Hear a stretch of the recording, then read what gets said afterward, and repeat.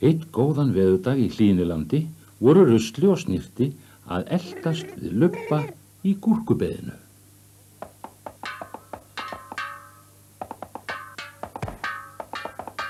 Af því að það var svo gott veður, hafði Snirti tekið til fulla körfu af gúrkusamlokum. Nú átti að fara í lautarferð. Hvað er betra en að fá far með Lubba?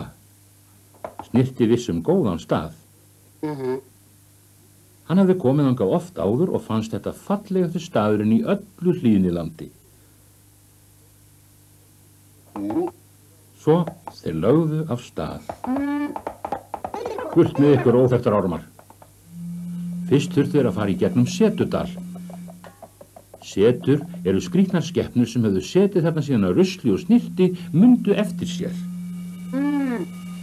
Snirti hélt alltaf að þær myndu gera eitthvað annað, en það gerðu þær ekki.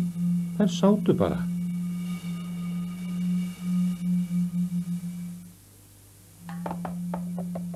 Sjáðu bara. Einn galli fylgdi því að ferðast með Lubba. Hann sá ekki alltaf út úr augunum því að hárið á honum var svo sítt og óvið.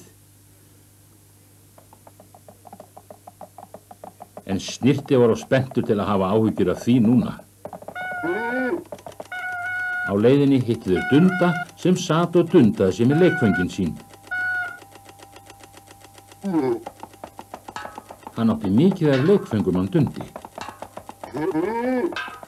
Þess vegna var hann svona ánægður. Þú væri það líka ef þú ætti svona mikið dót. Drottinn minn dýri. Snirti var farin að efast að það myndi borga sig að ferðast með Lubba. Rusta leist ekkert lengur á þessa ferðalagshugmynd. Hann varð saltvondur. Snirti ákvað að gefa honum góðan skell til að róa.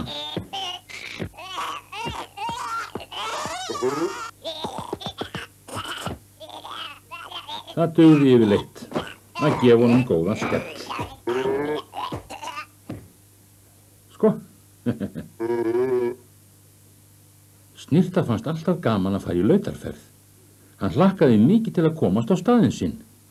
Hann var svo niðursokkinn í dagdrauma að hann næstum gleymdi Lubba.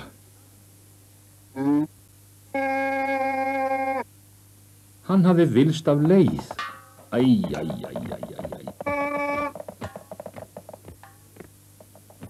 Loksins náðu þeir honum og nú var þess ekki langt að bíða þeir kæmu á staðinn. En þegar þeir loksins komu var staðurinn horfinn. Hvert hafði hann farið?